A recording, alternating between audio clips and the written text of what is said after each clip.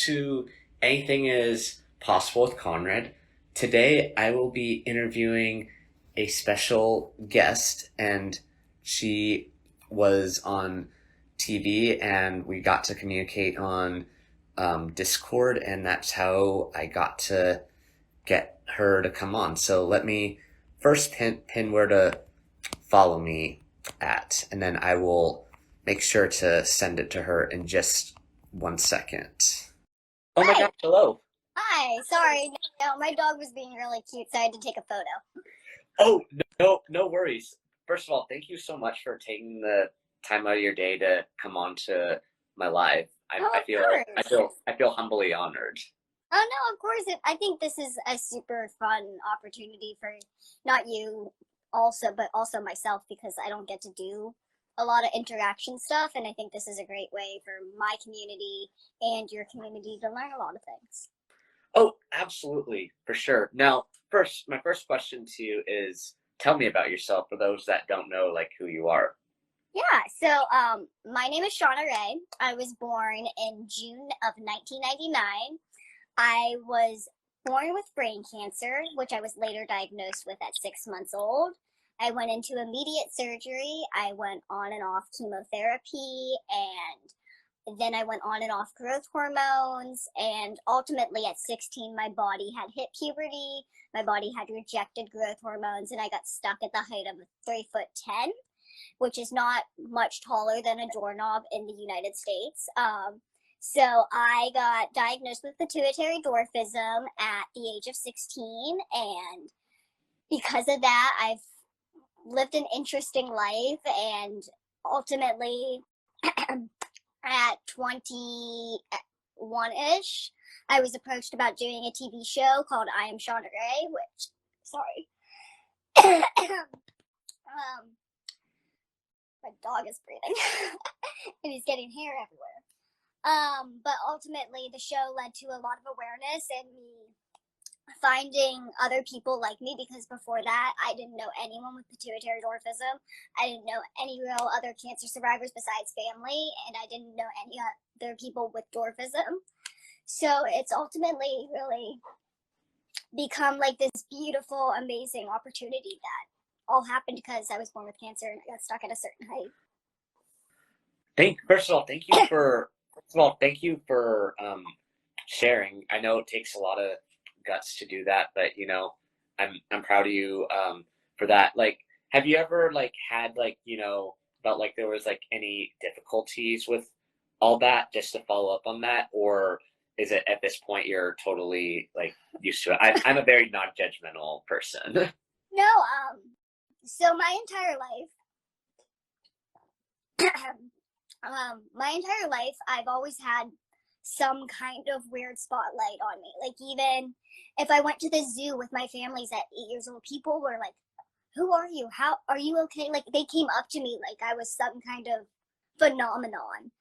And then in school, it was always like I was the odd one out in a situation. So I was always paving a way for anyone who felt like me, anyone who looked in a similar situation to mine, anyone who was a survivor in a sense and had a medical issue because of it, and it was more physical but you didn't know kind of situation. Because I didn't know anyone to look up to in that sense, I became my own role model. And I think when I was approached for doing the show, that's kind of what I looked at it like. I was like, if I don't do it, there's not many people out here that'll do it. And I don't want, because someone doesn't want to be as open and as honest about the situation, for no one else to feel that relatability, for no one else to be able to look on television and be like, that person's like me. It's very similar to like when anyone else grows up in the minority of any sense in their community, and they look around and they don't see anyone that looks like them on television and magazines, at school, anything like that. So I was always in that situation, and I wanted to be that person, not just for myself but for anyone else who felt like that. And when the show came along, there was not a doubt in my mind that it was going to help someone. And if it helps just one person, it makes it all worth it. because at the end of the day, I just want one kid to look at the television and be like, she gets me. I can look up to her. Because I didn't have that. And if someone can do that with me, that's amazing.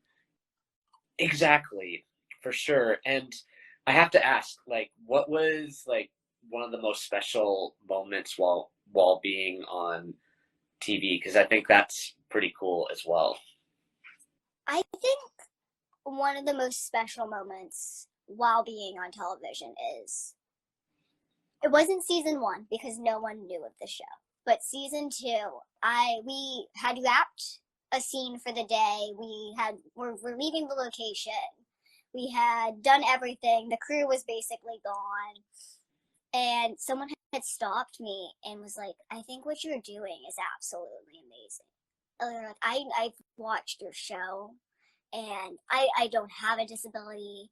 I just relate to you on an emotional sense, and I think what you're doing is absolutely amazing, because before this, my friends, myself, none of us knew anything about the disability community. None of us knew anything about mental health, as you're bringing up, and it's just amazing to see you be that person. And that was everything for me, because I've had multiple interactions like that, but that was like the first one of actually seeing the show pay it forward in a sense, because I didn't know how the world was going to take me. I mean, there was one side where people were saying I'm a child and that I shouldn't be in relationships because it's pedophilia, and that I shouldn't have the same equality basically as everyone else. And there was the other side of how I should live the most amazing, beautiful life and have the same opportunities as everyone else, which is the right thing to say about any human being ever. But growing up a lot, I heard the other side. So I was prepared to basically be damned in a sense. I've been told that I shouldn't be alive because of my situation, that I am paying for other people's sins, that I shouldn't have survived the cancer because honestly it was something that the above spirit was giving me, and it should have been the all kill all kind of situation. So coming from a background where I had that and I didn't have the most support outside of my family, I was a little scared. But I wasn't gonna let my fear stop me, because I know that when I lay my head down for the final time, whenever that'll be, that I did something to change the perspective of multiple people. And hopefully that'll continue to change the perspective of other people. And maybe in not 10 years, 20 years, 30 years, but maybe in like 50 years, we'll be a more positive headspace as a society, and we'll be more accepting, and it will be easier for people like me, or people in situations like me, or people that feel like me, to kind of get along in life with the same opportunities. Oh, for sure. And I really wanted to mention this. Like, I'm someone, for example, like, I'm non-judgmental with people that have disabilities, because I actually, not everybody knows this, but, I have a writing, learning disability where it took me like a couple times longer than, anybody who was like an average one to like study. And I would literally have to like read like audio books, Yeah. and all that. And then I would have to take like tests in like alternative rooms, at least when I was in college, after graduating, like for 5 years. And then I've also have helped with people in like special like Olympics, because I used to do like Special Olympics soccer and Oh, that's super cool. and basketball. And there was a couple times where I volunteered helping the kids out, and it was just always like the best whenever you see them like make a basket or do something Oh, like really cool. So yeah, it's absolutely amazing, and it's a shame sometimes, because people within the disability community celebrate every small accomplishment, because they're kind of, in a sense, treated like that's all they can do is the small accomplishments. And they're never given the opportunity, well, not always, but most of the time they're not given the opportunity for those bigger accomplishments. And I feel like anyone can do anything if you let them. And like I was at an ability expo this weekend, and all sorts of people, definitely everyone wants to drive, definitely you have some physical impairments, you have some mental impairments, but everyone is trying to be as independent as they can, and it's possible. But the like one thing that's stopping is the non-disability community, because there's not enough awareness. So the people within the disability community don't know like where to go and know how to talk about situations, and they don't, the non-disability community has no clue either, and they're not as approachable about these kind of situations. So I talked to a lot of people, and they're like, we've been trying to get to these kind of situations for like 8 years. And I'm like, my driving personally, it took 7 years to get there because of the lack of information. So I think it's so important for anyone non-disability, disability community wise, to embrace that community and learn about it, because no matter what, we have to face the facts that there's a lot of people in this world that aren't disabled right now, mentally or physically, that may become mentally or physically impaired in a matter of seconds. And I think it's really important to educate yourself on it, because it makes it less taboo, and it makes the questions stop, and it makes a lot of people easier to have conversations with. I feel like a lot of people are scared to have conversations when someone knows you have a disability or knows that you're different, and they treat you differently because of it. And I don't think that's fair, and I don't think that's something our society should shy against. I think we should teach children at a young age that it's okay to ask questions. It's okay to talk to people about it. It's okay to approach people. It's not okay to sometimes, like, I understand like the whole don't stare parent thing, but I don't think it's okay to shush your child without a curiosity. I think that's your time to educate them and say, well, some people are born different, and that person is born different. They are just whatever is going on. And, you know, we respect them because they're still a human being, and they have an absolutely amazing brain and personality, and we love that about them. And I feel like if we did stuff like that, we wouldn't have so many societal issues nowadays. Right. And I used to be someone who like would not be open about my learning disability because back in like for example, middle school, I remember people like teasing me about being this guy that has like a learning disability, it taking longer while they got to like finish. And Yeah. I always like, but as I went through like being able to graduate college, and then when I started these like live streams, I've been a little bit more open about it. And if anything, it feels really good to open up about up about that. That Yeah, is. that's absolutely amazing. I'm so happy that you've decided to do that, because I feel like I was negative about my own disability growing up because of my environment. And it wasn't until I took online school and started like finding myself early in like late high school, um, that I really became positive and started like looking on the like horizon kind of sense. I really started focusing on what I could be doing versus what I couldn't be doing because of my disability, and I started accepting it, and I started accepting my dwarfism, and you know, all of everything that's happened to me since I was 16 is because of my positivity, and there's not a doubt in my mind. Exactly. Definitely positive vibes, which actually leads me to my next question. What is one thing that you have done that you thought was like either improbable or impossible, but yet somehow you achieved it? Because I'll relate it to my title. Yeah. So I think the one thing that like I've done that I've always thought was impossible is be an inspiration. I never thought looking in the mirror at myself that I could inspire others.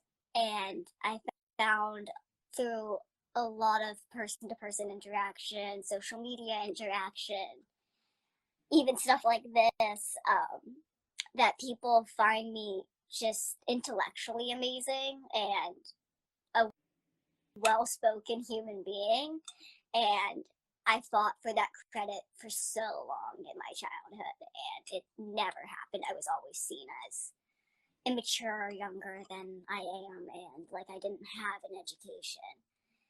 And so I never thought I was going to be good enough for anyone to look up to. And the fact that there's one person, two people, at least 5 people I met at the Ability Expo that said I was an inspiration, I'm doing amazing things.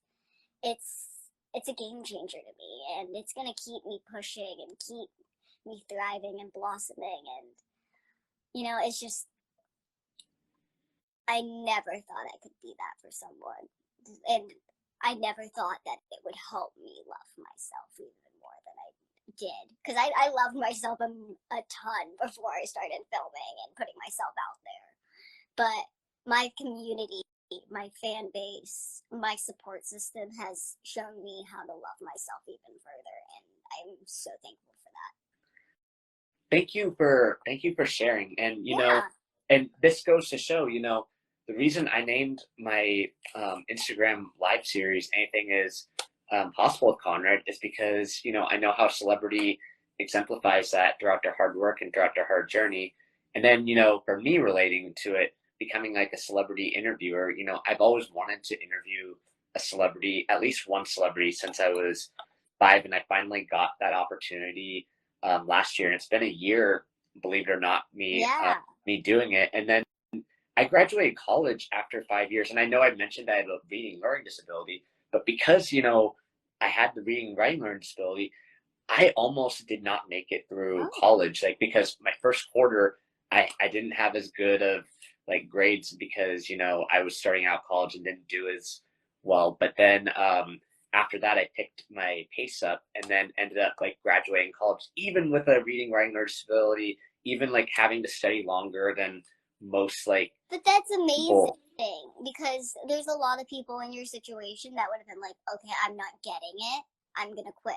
And you persevered, and you showed everyone that just because I took a little extra time and that I didn't snap into it as soon as everyone else doesn't mean I still can't do it.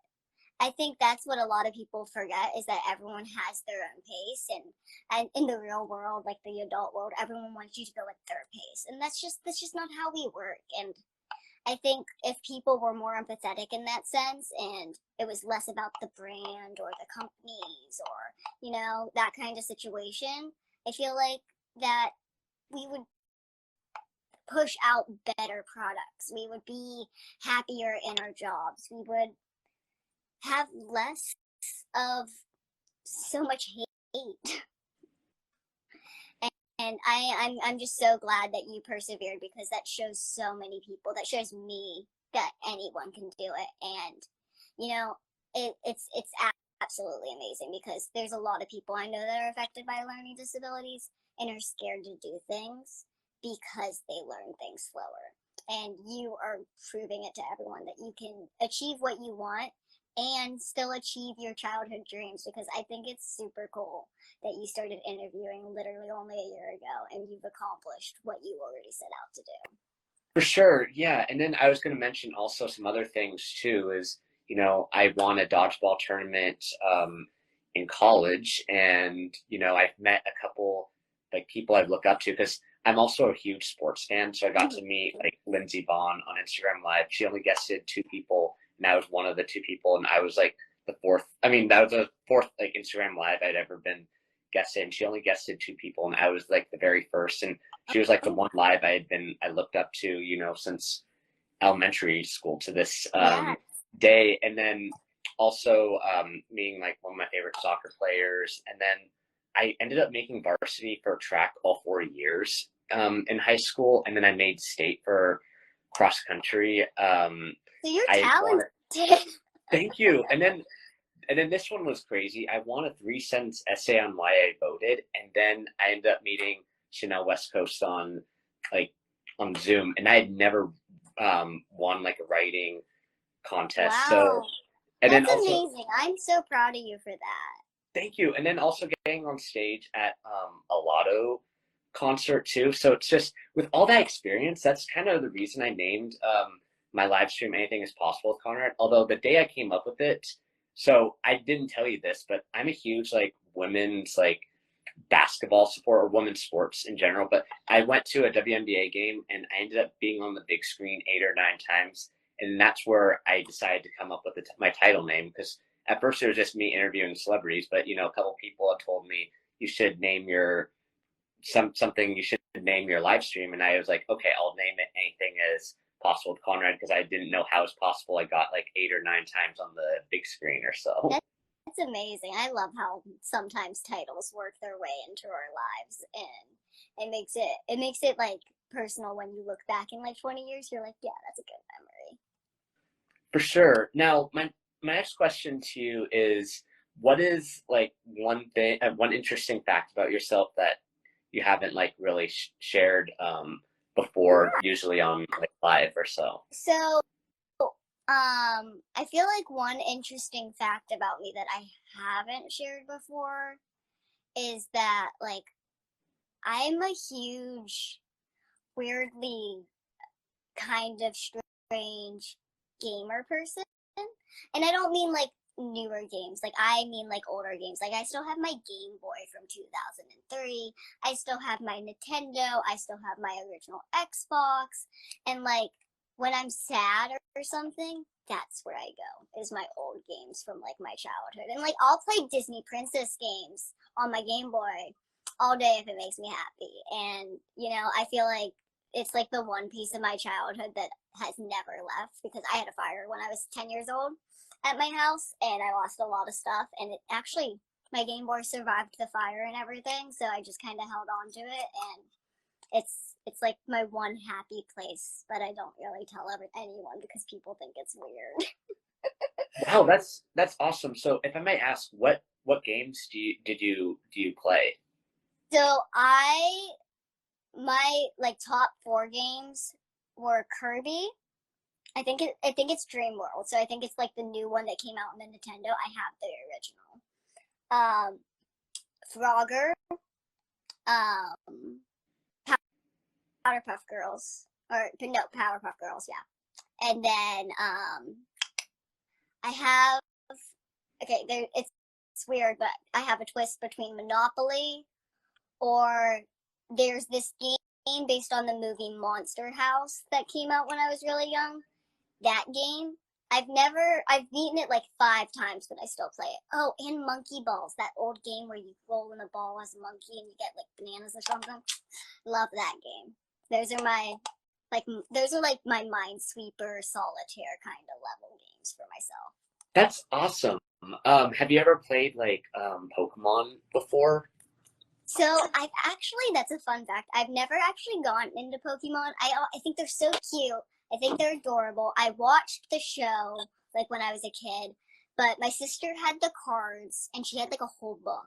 And I was like, that's a lot of work. And I already had Yu-Gi-Oh cards and I was like, I can't start a second collection. And so ironically, I've never played Pokemon games, but my sister has them. But my sister has Pokemon games and my friend has Pokemon games. So I've seen a little here and there. So I might buy one, but I don't know. It's a lot for my mind because I have this weird compulsive issue where I need to like collect everything.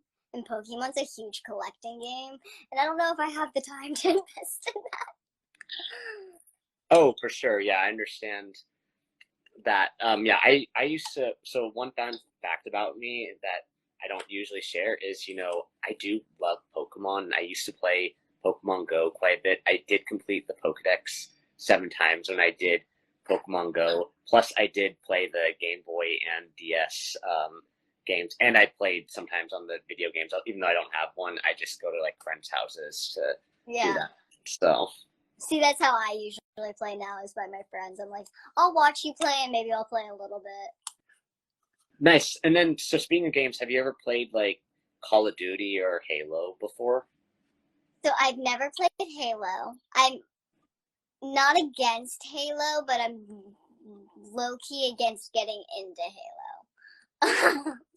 But Call of Duty growing up, I actually have some of the original like Call of Duty 2 on my Xbox and stuff, and they were my games for like when I was mad after school and I needed to like take my anger out, those were my games. So like sometimes when I need to take my anger out, I pull out my Xbox.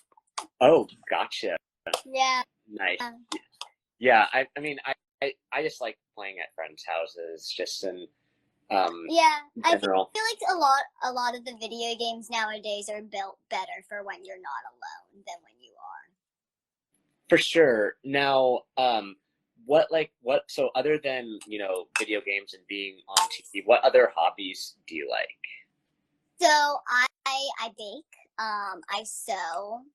I actually am working on a couple projects now. Riley and my sister, we're working on the Suicide Squad dress of Harley Quinn, the red dress that she was supposed to get married in or whatever. My sister likes cosplay, so we're working on that one. And I'm working on a couple Halloween costumes. And then I have 5 dogs, so I'm like really into animals. So I take care of them, and I know that's not like a hobby or anything, but like I actually take care of them. I make sure they're brushed. I make sure like they're clean and stuff, and that's like my little hobby for them. And then I used to horseback ride, and I'm trying to get back into it, but I have to find like a place that will work best for my time and my schedule. And I act, but that's not a hobby. That's a profession. I'm trying to think of anything else I do. So you said horseback Yeah. riding. Did you ever do any competitions with So no, horseback? I never actually did the competitions. I trained in a sense for I trained in English, Western.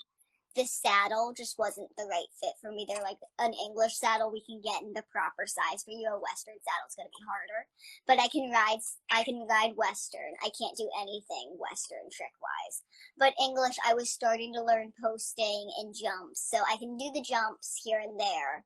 And I've done a cantering jump bareback in the middle of the woods, but it wasn't like actually professionally done. My horse was running from something.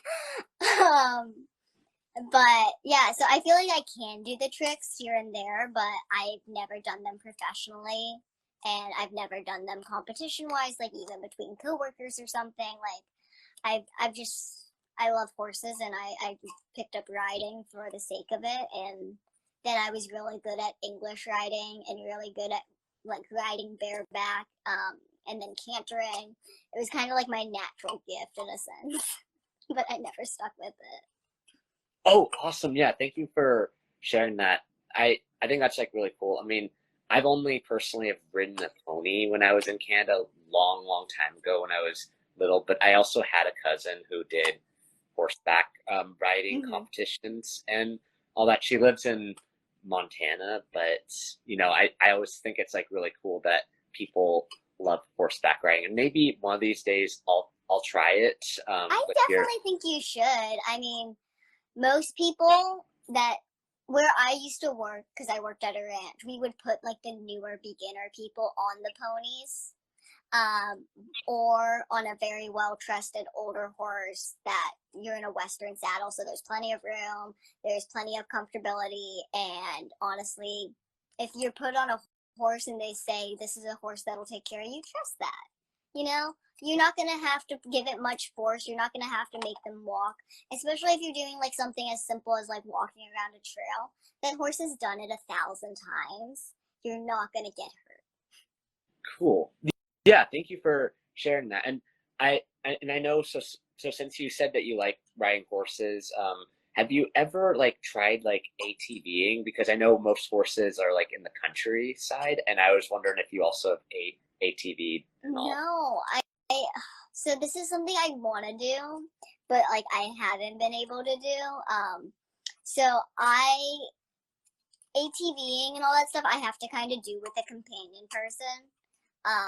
So it's kind of something I've avoided because just like go-karts, like they don't technically want someone with my weight because I'm only 50 pounds in the front. But I've seen like the smaller children size ATVs, like my neighbor down the road has one. And so I'm thinking about getting that and like trying to see what I can do with that because like they make smaller motorbikes and smaller ATVs now, so I can probably figure it out. But when I was growing up and when it was accessible to me, it just wasn't the actual right fit or size. And my mom, she's a worrywart, and I can't do the same thing some kids could do. Oh, oh yeah, totally understandable for sure. Yeah, thank you Yeah. for sharing that. Now, what is something you're most proud of for this year so far? I think this year, I mean, we're only 5 months in, but so much has happened in my life, and I'm honestly just so proud of myself for like kind of going through with everything, because a year ago I was still very in my own head, in my own way, kind of forcing myself to like go out there, be public, be social, and throughout that I've become more bubbly, more open. I mean, I'm still like an introvert and I get exhausted when I come home, but I think overall, because of that, I am so proud of myself for putting myself out there in more opportunities, because I am working with Mobility Works at the Ability Expos now. I'm back into my acting. I'm back working with my fashion line kind of situation. Like, all of these things I kind of had put a halt on and stopped in my life. And I actually have done a lot of work towards all three of those categories in my 5 months of this year. So I'm really proud of where I am right now, even though like a lot of people in my fan base or in my community think that I could have done more, that I could be doing more. I'm extremely proud of myself for everything that I've accomplished, because I may be I may be starting a business, I may be getting trademarks, I may be like having a fashion line. Like, these are all possibilities that I didn't think were ever possible growing up. And like there's so many things, like acting wise, like I may be voice acting, I may be in movies. That would be super cool for me. And that's kind of where I wanted to originally bring my awareness in, was through acting, because it was less personal. And I'm not saying that I hate the fact that I've become so open and honest and personal, but I'm proud of myself for doing that, because at 16 years old, when Shauna decided to be an actress, she didn't want to tell anyone about her life. She didn't want to talk about anything. And here I am talking about anything and everything. And I'm okay with it. And that I'm very proud of myself for doing that, because if I didn't, then I feel like a lot of people would think that I'm not as human, or that I'm not as deserving as any other human, because I'm not open and honest about it. I think being vulnerable, allowing myself to be more vulnerable the past 5 months, has really helped me with all of my opportunities and in loving myself. I've learned over the years, it's actually really good to be open to like people. I know it's like, part of me is like saying that, it's hard to like trust people because sometimes people come and go, but the true people that are always for you will always have your like back and will never like go against you, even if you make a mistake or two, like every every once in a while. And I've kind of learned that from a couple people when I had like a couple mental breakdowns, as in like having going through like a rough stretch. I always had like someone Yeah, that was like, oh, that's always like there for you.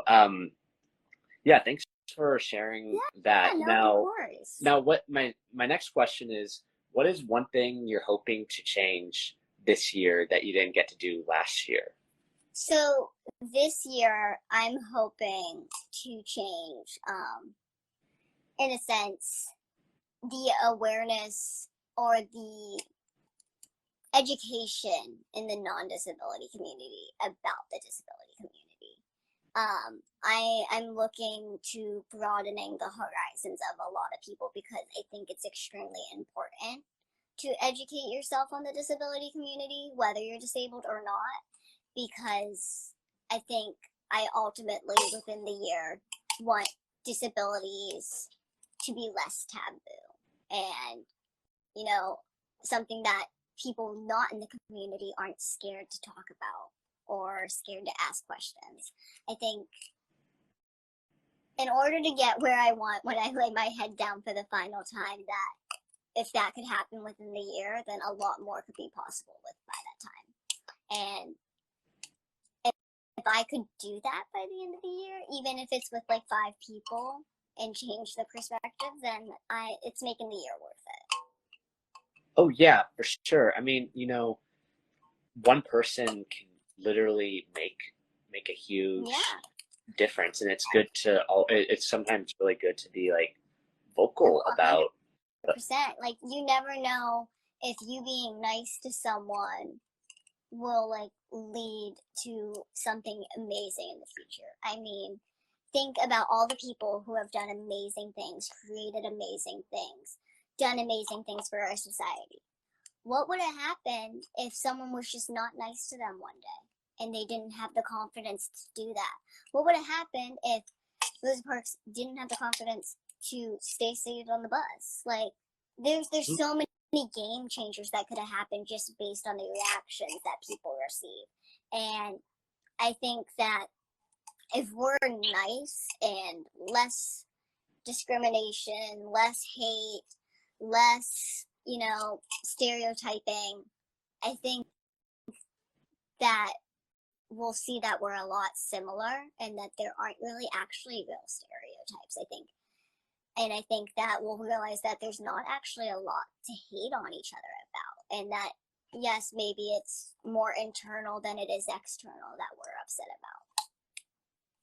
For sure. And, for me, it's like, my whole goal, whether I'm doing anything in person or whether I'm getting guested or interviewing like celebrities on my live is, I always want to be someone who gives out the positive vibe and someone who is inspiration. And, if I can give all that, then I can always be proud of myself, and, the rest will take care of itself. And, I'm always someone that believes that, everything happens for a reason. Like, if one opportunity doesn't go the way you want, you know what, there's always going to be an even greater opportunity that's going to come along later on. I literally remind myself that like at least once per day, and that's like how I keep like myself like motivated. Yeah, no, I definitely agree with you. In the acting world, like, there's always that saying, for the a million no's you'll hear one yes, and that yes will be worth it. Mm-hmm. And that yes will be the perfect opportunity for you. For sure. Now, the next question to you is, are you currently watching any like Netflix or any other like TV series? Yeah. So my friend is currently making me watch The Witcher on Netflix, which isn't horrible, but I would probably like the books better than the TV show. And then my other TV shows that I watch, I had to think of their names. Because I watch a lot more movies right now than TV shows. And I've watched a lot of older movies. Like, I watched The Jungle Book, and then I watched the live action version. And then, like, I'm a huge kid person at the same time. Like, it's weird, but like, I love kid movies. I love cartoons. They're just my happy place. They're so simple. They make all the rest of the world, all the busyness stop. So, I actually finished watching the Grim Adventures of Billy and Mandy like a month or so ago. And I'm rewatching Chucky, the whole series. I'm rewatching Saw, the whole series. So yeah, it's a lot more movies and more of the horror level than anything else. Yeah, I know you said Adventures of Billy and Mandy. I remember watching that when I was younger, actually. It's not as bad watching it when you're older. I mean, there's a lot of stupid moments, but I realized because I watched it so much growing up, that I'm a little like Mandy. And there was a lot of me in my childhood that was just like Mandy. So I was not the nicest person. But you know what? I think it was cool for me to reflect on that and watch that and realize like so much of my personality had come from like cartoons. Oh, very cool. So now, out of the ones that you had listed, which of those like TV shows or movies would you want to be in the most if you could choose like to be an extra, and it has to be one of those? Okay. So this is something I've always wanted to be ever since I was little, even though Chucky was a puppet in the originals. I've always wanted to be the real life bride of Chucky. I've always wanted to be the real life Tiffany. I was like, I'm perfect, I'm short. I even like have the maturity to like give that effect. Like I could play the doll up to a T. Give me the tattoo, give me the nail polish, give me the blonde wig. Like I will do it all. And you know, I will stand by that forever. Like I want to play her no matter what, because I think that she's just as idiotic as her character was in Chucky. I think that she's just a phenomenal female in that series. Oh, very cool. Yeah, thank you for sharing that. Yeah, I mean, the shows I've been watching personally are like the comedies, like South Park, Simpsons. I've also been watching the happier stuff. Ghosts. Yeah. And then I also do like the Avengers as well too. I'm a huge Marvel. Yeah, I've seen most of the Marvel movies. Honestly, I'm not as big of a Captain America kind of fan. I'm more of a like Iron Man. I like Doctor Strange. I liked the Shang-Li or Shang-Chi one that came out. I liked Hawkeye. That was a good show. I think what's her name in it, Haley Steinfeld or whatever, did an amazing job. I watch a lot of Marvel. My family's a huge Marvel fan, so I avoided it until I was 14. And then I went to the movie theater because I wanted to go to the movie theater and they were going to see a Marvel movie. And ever since then, I was like, fine, I'll watch them. I will say my first Marvel movie I watched finish to end was Endgame. Oh, nice. Awesome. Yeah, Endgame's good. I was just curious, have you ever met any of the Marvel actors or actresses in person?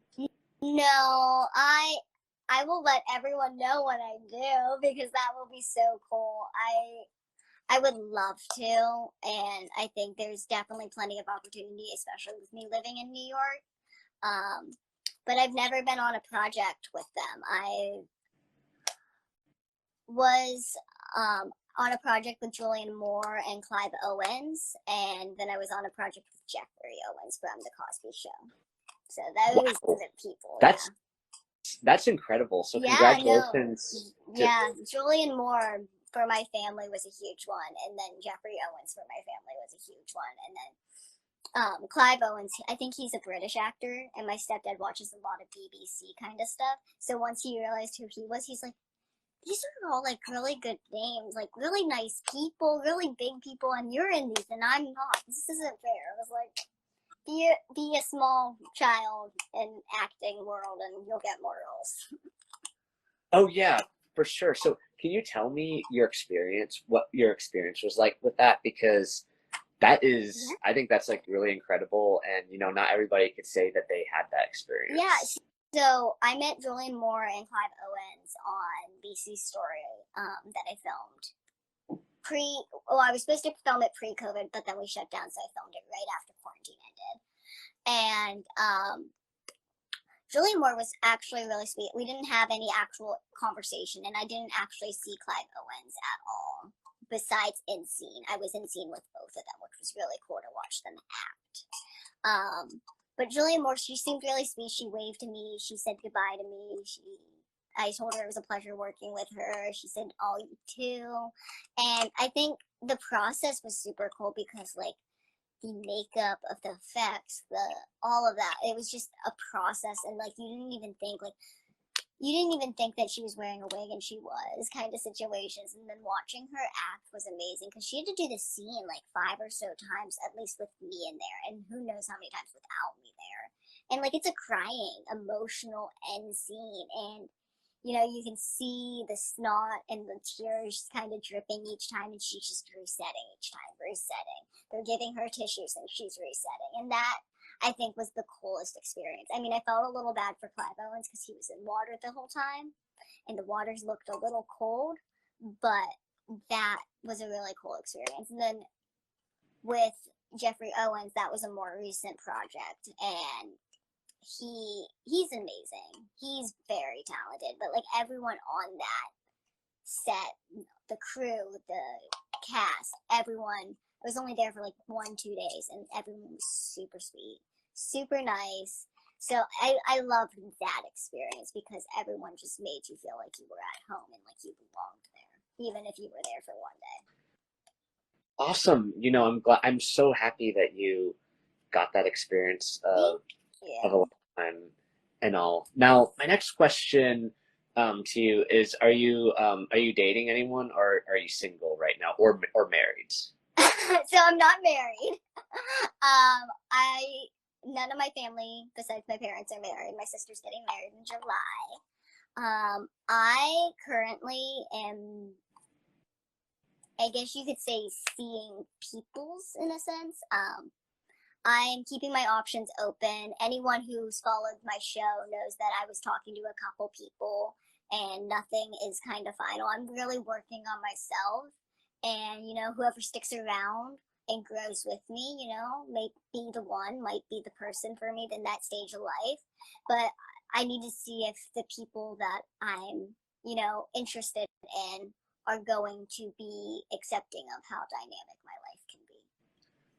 Oh, for sure, for sure. And as long as you're happy doing whatever, then that's all that matters. I'm personally single as well, and I've been very happy with that. No, and I think it's super important in a sense to date yourself. Like my sister has always said, like you can't fill someone else's teacup until you fill your own. So I think that's super important, and like that's what I was doing for a very long time, is dating myself and working on myself. And like I know that when the right time comes along, everything will work out kind of around that. And it's not really like a huge priority of mine. You know, when it happens, it happens. And when it happens, it'll be right for the situation I'm in, and they'll be accepting of my life, because my life is very chaotic and changes on a dime kind of right now. So I need someone that can kind of keep up with that pace. And a lot of people, they either want stability or nothing. And I don't have time for either sometimes. So you never know what'll happen. Oh, for sure. But what would be your advice for like someone who's starting out to date and doesn't like have a clue where to like start? So I think when it comes to dating, it's very important just to 100% be yourself. I know that's what everyone says, and it's super cliche and super hard to do. But I think the more you are yourself when you're alone around someone, the more likely you're testing their boundaries, one, to see if they can put up with you, because you're eventually going to become relaxed around them. And you'd rather be relaxed in the beginning than in the end. I personally am looking for a relationship where I don't have walls, because I have walls around every human being I'm around, and I just don't want to have walls. I know it's possible, so I know that I'm not going to stop until I find someone that I don't have walls around. And I think it's also super important to date the way you want to date. If you want to go on the apps, go on the apps. If you want to go in person, go in person. The person who's right for you will be in the right situation. I know that I'm not a dating app person. I'm an in-person person, and I need to know your relationship, like how you're going to react with me outside in public kind of situations. And my sisters put me on dating apps, and that was not a good situation for me. It was very overwhelming. I didn't want to pick anyone. I didn't want to talk to anyone, and it stopped me from dating for a bit because of it. And then I went on blind dates, and I was like, I didn't want to do that either. That was very awkward and uncomfortable for me. So I did a lot of dating that wasn't typical for me or what I wanted or what I wasn't comfortable. And I think that stopped me from wanting to find someone for a little bit. So I definitely implore that date the way you want to date and don't let anyone tell you differently, because I think if you date the way you want to date, the person that you're going to end up with next will be in that situation. Like, I have always been a person that just goes with the flow, and when it happens, happens. And I think that's super important for me when it comes to dating. And that's how I've ended up dating a lot of people I ended up in relationships with. So I'm going to keep sticking to that.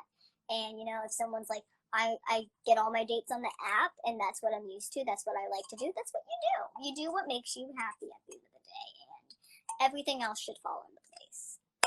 Exactly. And I couldn't have said it much better. I mean, I know for me, I personally haven't experienced dating much, but I've had like some pretty incredible adventures, and sometimes I feel like that like helps me a little bit, if I ever like was sort of like having something in the back of my mind about the whole like dating thing. Yeah. So Well, I think that's absolutely amazing that you have all these amazing adventures, because when it turns out that you're dating someone, you're going to have all these cool stories to tell them, and they're going to think you're absolutely fascinating.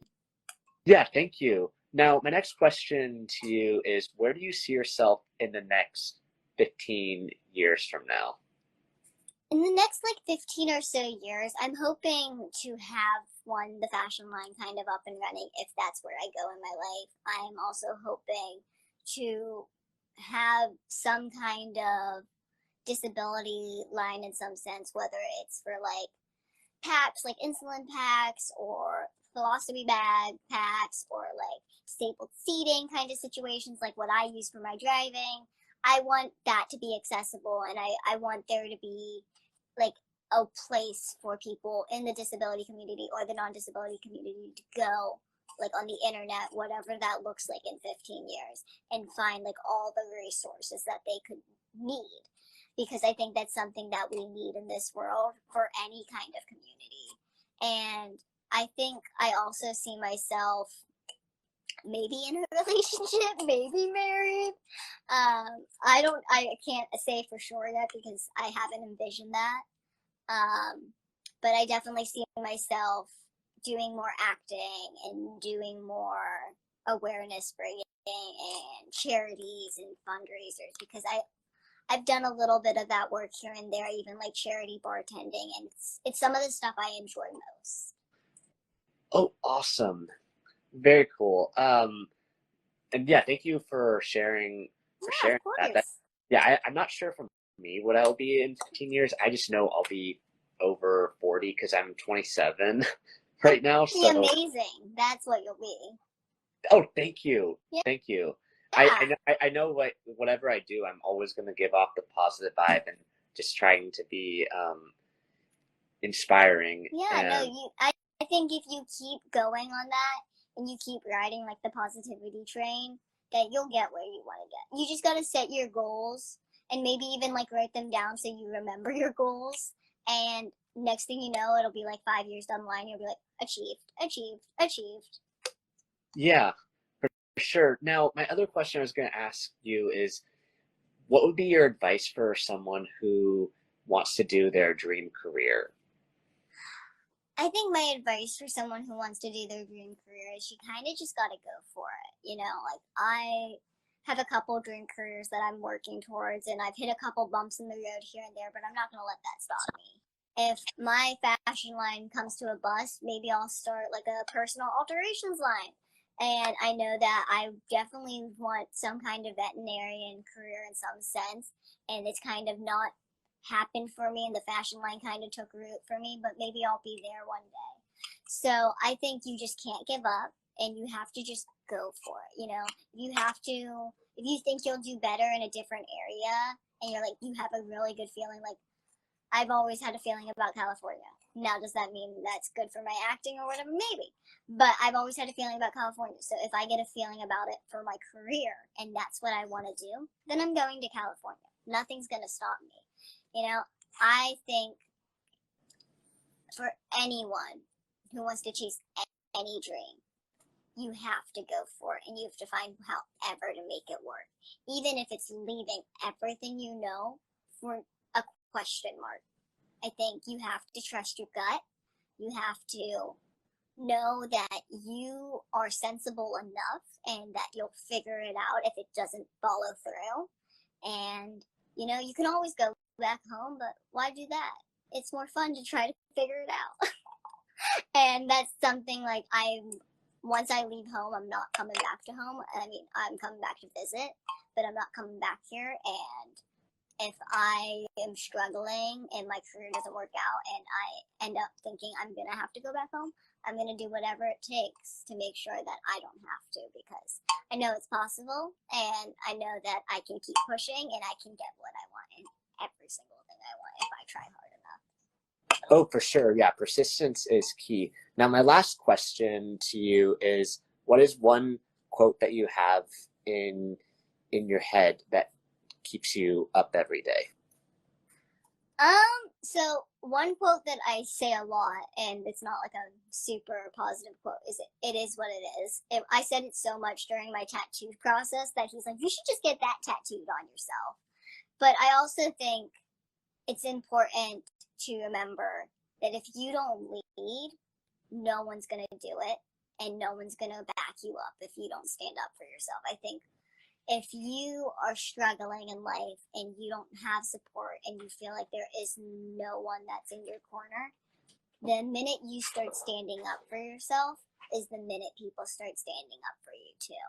I've watched 1,000 people be followers, and I think once you decide to be a leader, you'll have 1,000 followers behind you. They just need someone to follow. Exactly. Well said. Thank you. Thank you. And guys, follow me at Conrad Bratz. Thanks for coming to the live, and thanks for taking time out of your day. And I'll post this on my story and my IG, because I think it's almost like an hour, and I just wanted to make sure it wasn't going to be cut off. But thank you so much for your positivity, and keep up the good work, and can't wait to talk to you in Discord. And I'm glad that we finally got to meet and got to get to know each other. This was absolutely amazing. You keep doing everything, and you keep doing more amazing things, and I'm sure next time like we have like an actual phone conversation, you'll be even in a better position than you are now. Yeah, thank you so much and all, and thanks for always being positive in the Discord. And I also noticed that a few people did buy badges, so thank you so much. I don't remember who it was because the comments were going super fast, so thank you too. Yay! You have a good night. Thank you so much for this. Yeah, you too. Have a great night. Bye. Bye.